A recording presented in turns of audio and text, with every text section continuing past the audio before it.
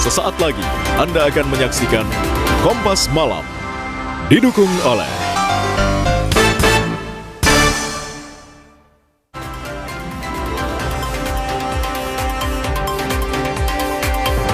peringatan Hari Buruh di Bandung diwarnai kericuhan, massa tak dikenal membakar pos polisi di kawasan Taman Sari.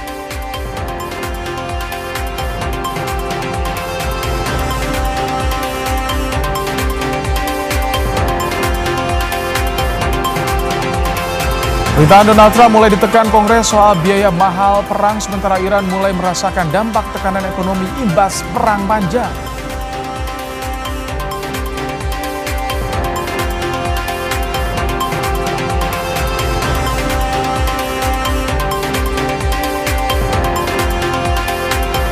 Lebanon meminta Amerika Serikat mendorong Israel mematuhi gencatan senjata sepenuhnya sebelum kedua negara melanjutkan perundingan.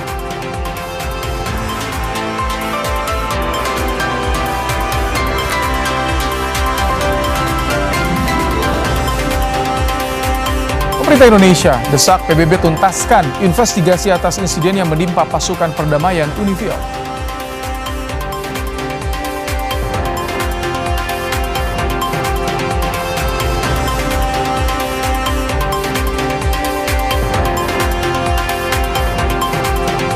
Mobil rombongan pengantar calon jemaah haji asal Grobogan tertabrak kereta api Argo Bromo Anggrek, 4 orang tewas.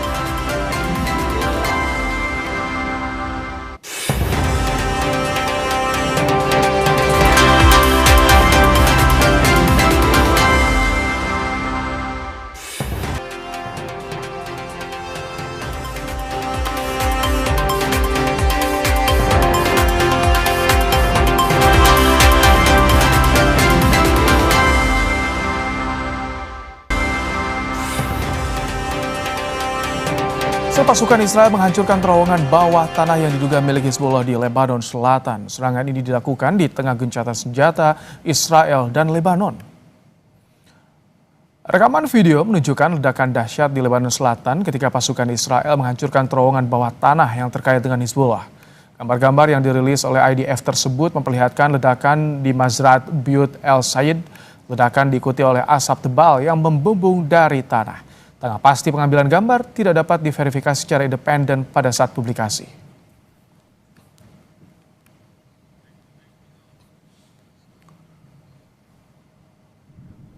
Sementara itu, serangan udara Israel terjadi di Lebanon Selatan, tepatnya di kota Humin al-Fuqo. Asap terlihat mengepul di atas daerah yang menjadi sasaran. Sementara peringatan evakuasi dikeluarkan kepada warga. Menurut kantor berita nasional Lebanon, serangan udara juga menghantam kota Froun di dekatnya.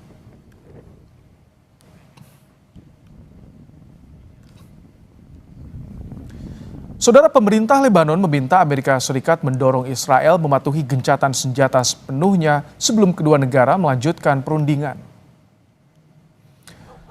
Pemerintah Lebanon mengaku belum memasuki tahap negosiasi dan saat ini masih dalam tahap pertemuan persiapan di Washington. Menteri Informasi Lebanon, Paul Morkos, mengatakan bahwa negosiasi substantif belum dimulai dan prioritas utama saat ini adalah menghentikan permusuhan dan menjalankan gencatan senjata.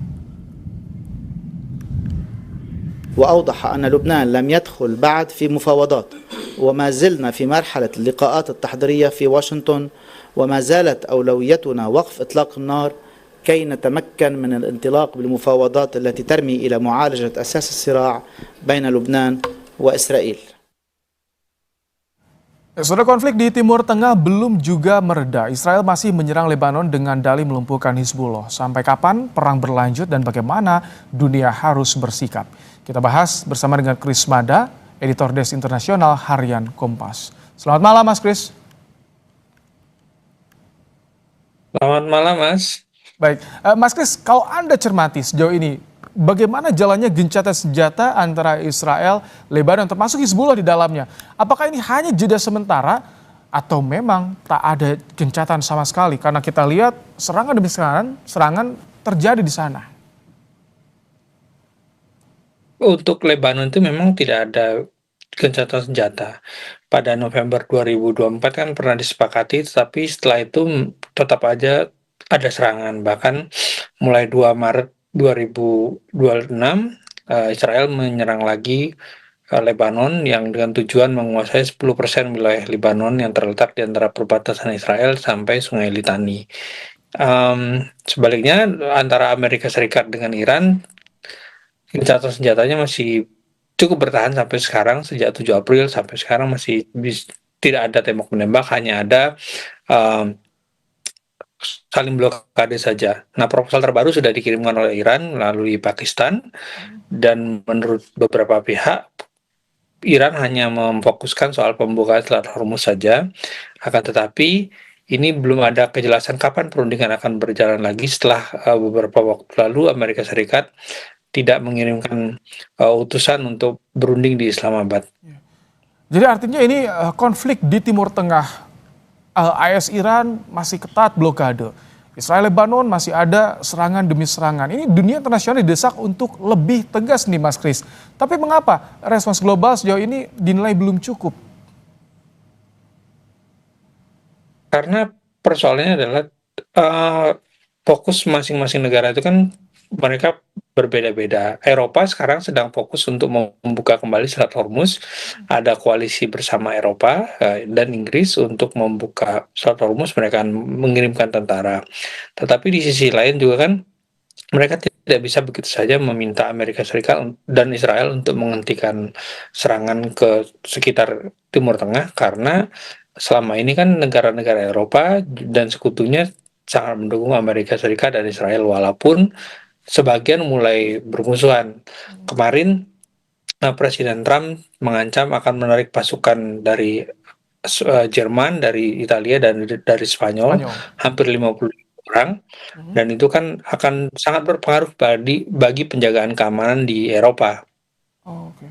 Tapi di sisi lain, menurut Anda bagaimana nanti dampaknya terhadap stabilitas di kawasan dan juga global jika ketegangan di Timur Tengah ini belum ada tanda pasti akan segera berakhirnya kapan nih?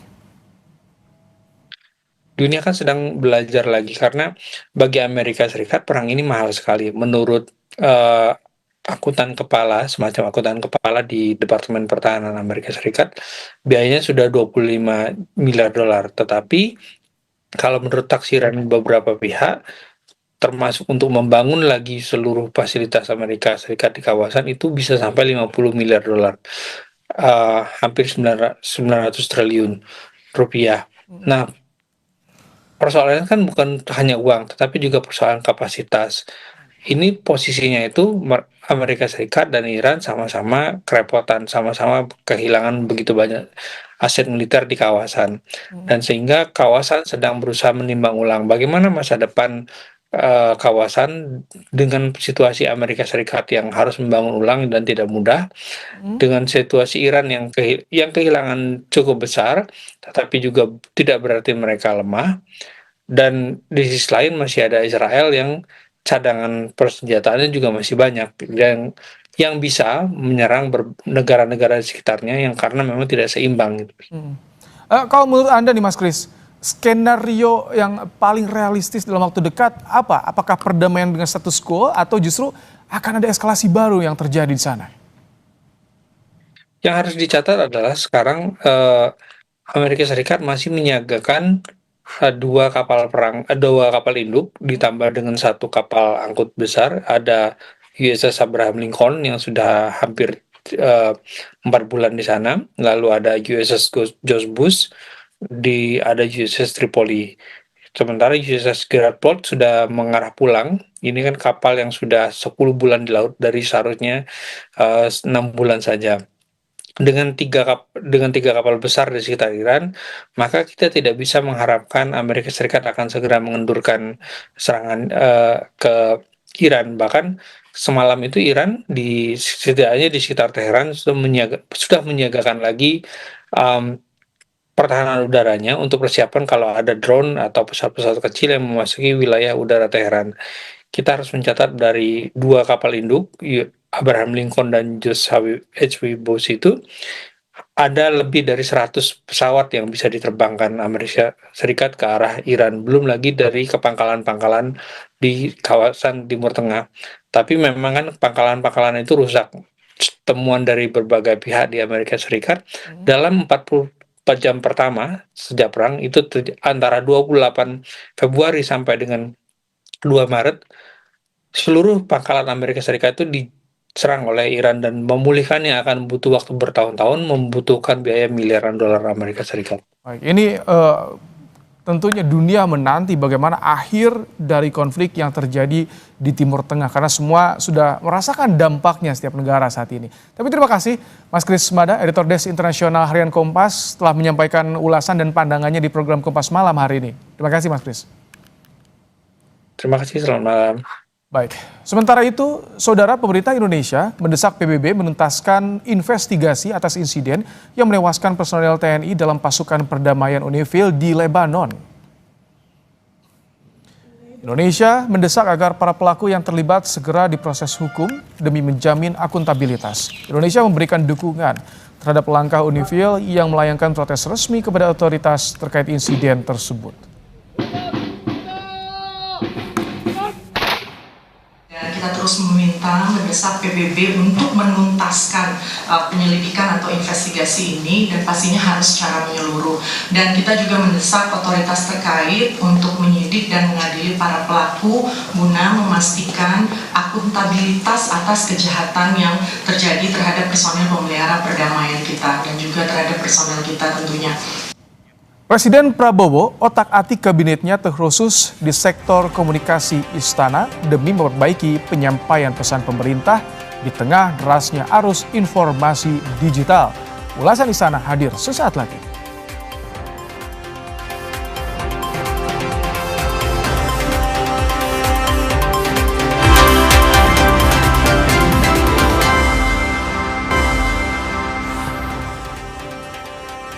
Presiden Prabowo Subianto kembali merombak kabinetnya. Kali ini, penguatan sektor komunikasi menjadi sorotan utama untuk memperbaiki penyampaian pesan pemerintah di tengah derasnya arus informasi digital.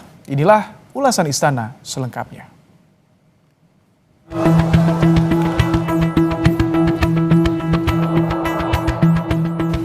Bersediakah saudara-saudara untuk diambil sumpah menurut agama Islam?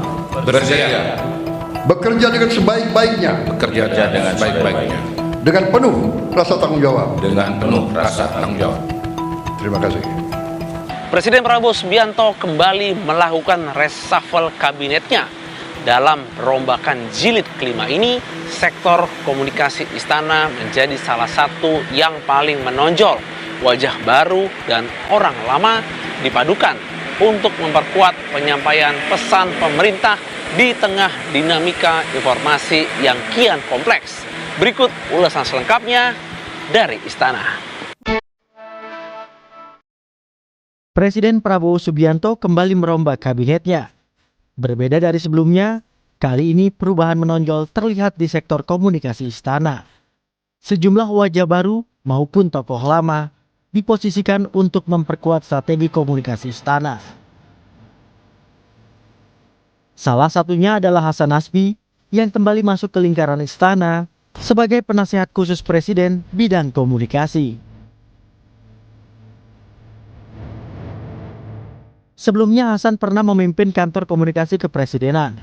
Kini ia dipercaya memberi arahan strategis di tengah arus informasi yang semakin dinamik. Untuk memperkuat lagi bidang komunikasi yang diperkenalkan oleh pemerintah supaya pesan-pesan yang ingin diketahui oleh publik itu bisa lebih baik lagi, bisa jauh lebih sampai dan bisa dipahami oleh masyarakat, termasuk juga mungkin nanti dari pemerintah tentu kan harus juga meluruskan hal-hal yang berita-berita pemahaman atau informasi yang tidak benar terhadap pemerintah. Yang jadi jubir kan ada Pak Mensesnek, ada Kepala Badan Komunikasi, itu yang setahu saya jadi jubir. Tapi kalau diperintahkan Presiden untuk maju lagi, kita siap. Penguatan komunikasi juga terlihat dari penunjukan Muhammad Kodari sebagai Kepala Badan Komunikasi Pemerintah atau Bakom RI. Muhammad Kodari yang sebelumnya menjabat sebagai Kepala Staf Kepresidenan kini menjadi Kepala Badan Komunikasi Pemerintah atau Bakom RI. Kodari menggantikan kursi Anggaraka Prabowo di lingkaran istana. Panjang 18 bulan memimpin, Prabowo sudah 3 kali mengganti kepala Bakom, sekaligus menjadi lembaga yang sering mengalami pergantian pemimpin selain KSP. Usai dilantik, Kodari menyoroti perubahan besar lanskap media, terutama peran media sosial yang kini menyerupai pers. Lanskap media kita ini sangat berbeda dengan 10-20 tahun yang lalu. Karena selain media massa, teman-teman yang ada di ruangan ini, ada juga yang namanya media sosial. Media sosial pada hari ini juga sebagian berperilaku seperti pers, tetapi dengan regulasi yang mungkin berbeda dengan teman-teman yang ada di pers begitu. Dan pada titik itu tentu ini suatu tantangan tersendiri. Apa dan bagaimananya tentu nanti kita akan pikirkan ke depan. Kembali lagi PR terbesar itu sebetulnya ada di program Pak Prabowo yang sangat banyak, sangat masif, sangat fundamental, bahkan paradigma baru, dan karena itu memang sangat perlu sebuah kegiatan komunikasi yang amat sangat masif. Sementara itu, Dudung Abdurrahman yang sebelumnya menjadi penasihat khusus Presiden bidang pertahanan, kini mengisi jabatan baru sebagai Kepala KSP. Dudung Abdurrahman akan berperan dalam menjembatani komunikasi antara pemerintah dan masyarakat. Ia berencana membuka posko aduan 24 jam sebagai saluran langsung bagi publik. Bagaimana mensukseskan program strategi nasional dan untuk memastikan program unggulan Bapak Presiden sehingga bisa secara tuntas dan cepat.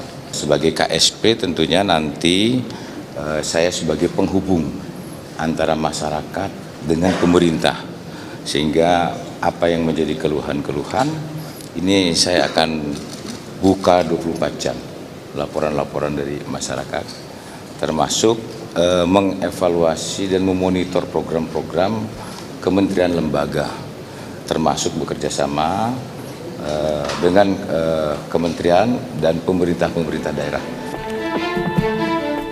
Meski tak langsung berkaitan dengan komunikasi, masuknya tokoh baru seperti Jumhur Hidayat juga menunjukkan upaya pemerintah merangkul berbagai kelompok yang pada akhirnya turut memengaruhi narasi publik.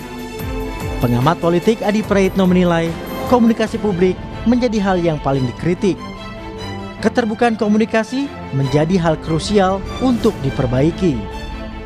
Nah, sekarang karena yang dikritik adalah soal komunikasi publik, maka stressingnya adalah komunikasi publik. Jadi jangan lagi terulang seperti periode-periode sebelumnya. Dan yang paling penting, kalau bisa jubir-jubir pemerintah itu harus berani head to head dengan influencer, dengan Gen Z yang hampir setiap saat selalu speak up dan kritis kepada pemerintah. Sekarang kan musim clipper-clipper, ada statement dari pemerintah, kebijakannya dibully, kemudian dipretelin satu persatu oleh pihak influencer, kemudian kawan-kawan netizen, anak muda kritis. Bagi saya harus mulai terbuka dengan hal-hal yang semacam itu. Dengan kombinasi wajah baru dan tokoh lama, pemerintah diharapkan mampu lebih adaptif dalam mengelola informasi sekaligus merespons dinamika publik, terutama di era digital. Reshuffle jilid kelima kembali menyoroti sektor komunikasi yang dinilai menjadi titik lemah pemerintah. Perpaduan wajah baru dan lama akan semakin kuat jika disertai pendekatan yang lebih transparan, responsif, dan konsisten. Publik kini menguji keseriusan pemerintah dalam membangun komunikasi yang terbuka di tengah tantangan, disinformasi, dan krisis kepercayaan. Setelah mobil rombongan pengantar calon jemaah haji asal Grobogan tertabrak kereta api Argo Bromo Anggrek, 4 orang meninggal.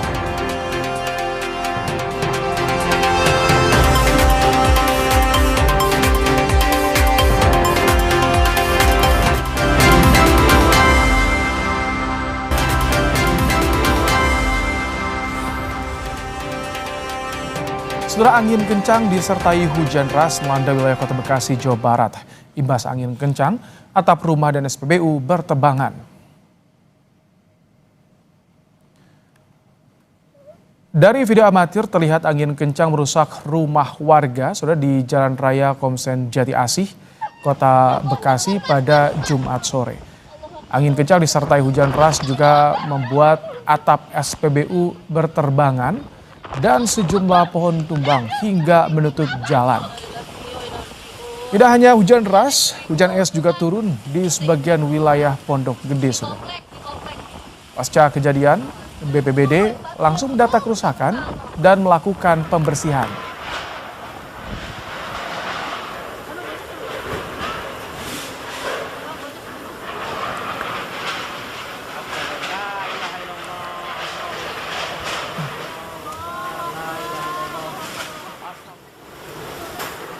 Sebuah pabrik triplek di Banjarmasin terbakar pada Jumat sore.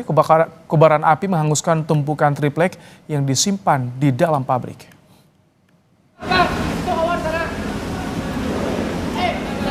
Kebakaran terjadi di pabrik triplek di Jalan Pangeran Nur Banjarmasin pada Jumat sore. Api bermula dari sisi kiri bagian dalam gedung dan merembet ke bagian tumpukan triplek. Akibatnya api semakin membesar. Penyebab pasti kebakaran masih dalam penyelidikan.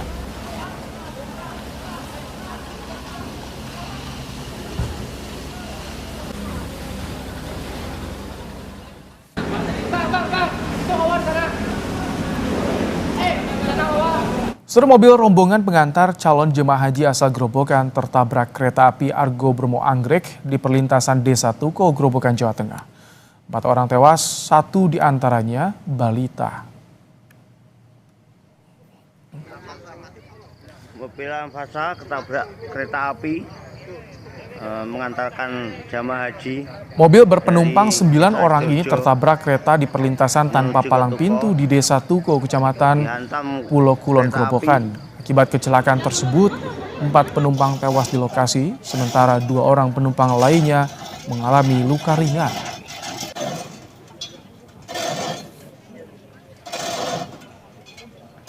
Kejadian laka diakibatkan jarak pandang terbatas akibat kabut, sehingga KBM Avanza yang saat itu ingin mau melintas di perlintasan berpalang pintu swadaya, sehingga bersama dari arah barat ke timur ada KA Argo Bromo Anggrek yang saat itu tidak terlihat. Jadi akibat peristiwa tersebut untuk korban meninggal dunia 4 orang dan 2 luka ringan. Saudara, seorang lansia di Kota Pekanbaru Riau jadi korban sadis perampokan. Korban ditemukan tewas dengan luka serius di bagian wajah. Sementara harta benda korban seperti ponsel, uang, dan perhiasan raib dibawa pelaku. Aksi pencurian sadis hingga menewaskan seorang wanita lansia di Kota Pekanbaru Riau terekam kamera CCTV. Kejadian berawal ketika korban menerima kedatangan 4 orang pelaku yang diduga saling kenal dengan korban. Korban yang melihat ada 2 orang yang dikenalnya pun langsung mempersilahkan masuk hingga sempat berbincang santai. Namun tiba-tiba seorang pelaku langsung masuk dan menganiaya wanita lansia tersebut hingga tewas. Para pelaku pun langsung menggasak barang berharga milik korban berupa handphone, uang tunai, serta perhiasan korban.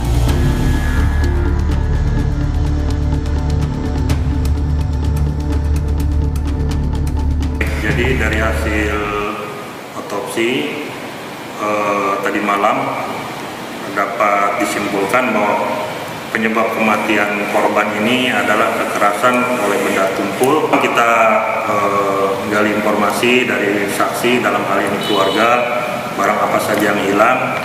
Jadi untuk sementara berdasarkan keterangan keluarga, barang-barang yang hilang adalah beberapa perhiasan, uang tunai, dan handphone.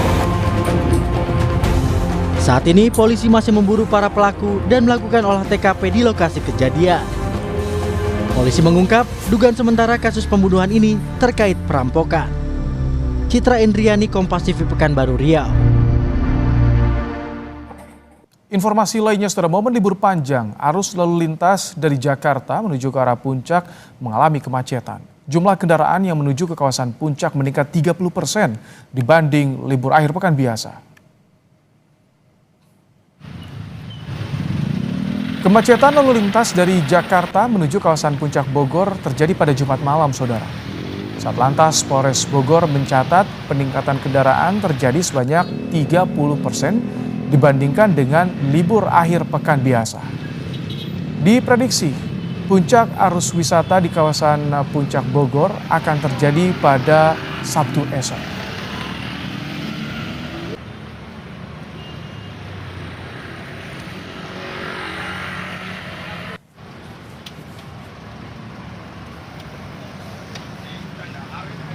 Ya, momen libur panjang dimanfaatkan wisatawan menghabiskan waktu liburan di Pantai Bangsal, Denpasar, Bali. Selain menikmati suasana pantai yang asri, wisatawan juga menikmati sajian kuliner tradisional khas Bali. Untuk melihat keseruannya, berikut liputannya untuk Anda. Halo saudara, saat ini saya sudah berada di Pantai Bangsal, kawasan Sanur, Denpasar Selatan. Dan saat ini suasananya sudah mulai agak gelap ya, tapi suasana di sini cukup ramai karena memang hari ini adalah tanggal merah. Dan ini tentunya memperingati Hari Buruh Nasional, besok juga hari Sabtu, jadi mungkin masyarakat sedang ingin menikmati hari liburnya di Pantai Sanur dengan menikmati pemandangan pantai, kemudian sepoi-sepoi angin pantai, kemudian menikmati kuliner, karena memang di Pantai Bangsal sendiri itu banyak sekali aktivitas yang bisa dilakukan, seperti misalnya membeli makanan. Di sini juga banyak sekali dijual makanan-makanan tradisional. Nah, untuk itu kita langsung saja tanyakan ke salah satu pengunjung bagaimana sih pengalaman berlibur di Pantai Bangsal ini di tengah long weekend. Halo Bapak, selamat malam. Ya, selamat malam. Bapak namanya siapa Pak? Cang Gede Mahendra. Gimana nih, sedang menikmati liburan di Pantai Bangsal dalam rangka apa nih? Memang menikmati long weekend ya? Iya, betul sekali. Dalam menikmati hari libur panjang.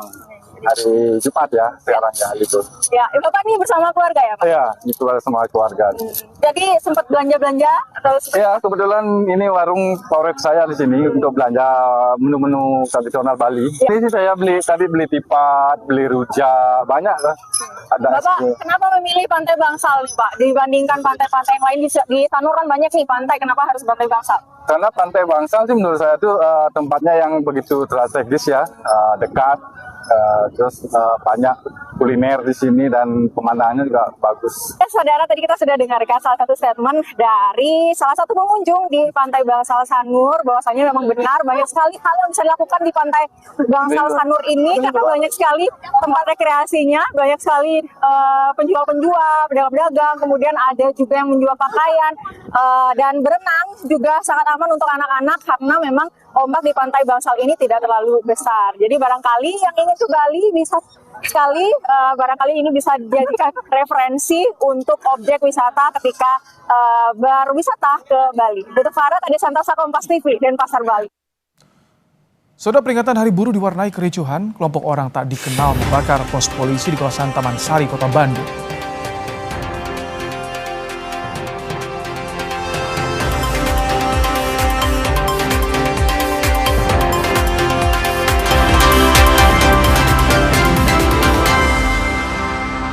Di kawasan Simpang Taman Sari, Kota Bandung. Belum diketahui pasti siapa kelompok yang membakar bangunan tersebut. Namun Kapolda Jawa Barat mengatakan akan menindak tegas perusuh dalam aksi May Day ini karena telah berbuat kriminal.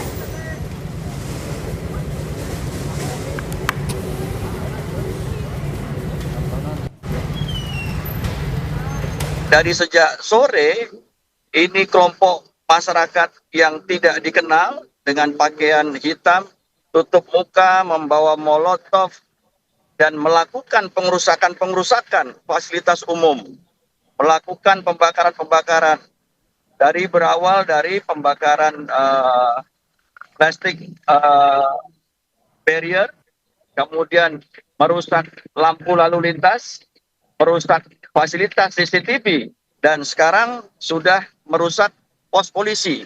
Dan kami akan melakukan tindak tegas karena ini kriminal. Kita ke informasi mancanegara. Pasukan Israel menghancurkan terowongan bawah tanah yang diduga milik Hezbollah di Lebanon Selatan. Serangan ini dilakukan di tengah gencatan senjata Israel dan Lebanon.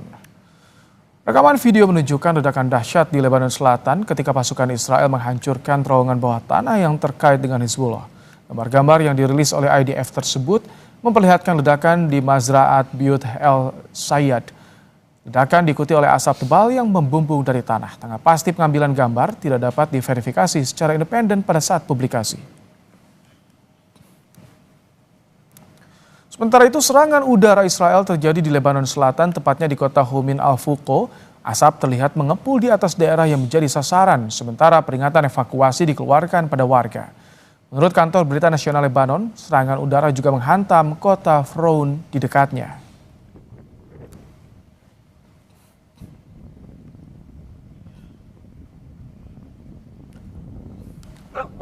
Kilatan cahaya terlihat di langit Teheran pada Kamis malam, saudara. Media Iran melaporkan bahwa sistem pertahanan udara telah diaktifkan.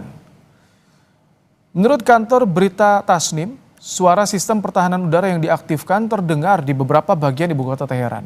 Namun belum jelas apakah aktivitas tersebut terkait dengan latihan pertahanan atau respons terhadap kemungkinan adanya drone di atas Teheran.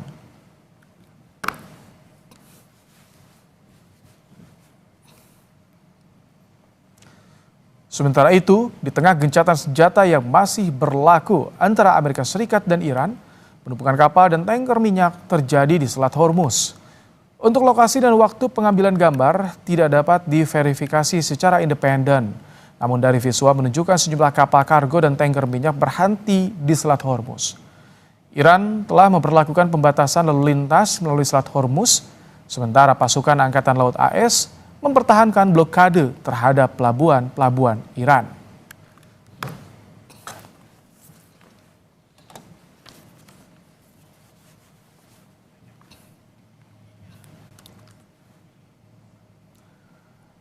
Saudara, Kompas Malam berakhir sampai di sini. Perbarui terus informasi Anda di Kompas TV dengan 3 botol air mineral 700 ml yang setara dengan 2 liter air untuk 1 hari penuh kesejukan. Saya Rahmat Ibrahim, sampai jumpa.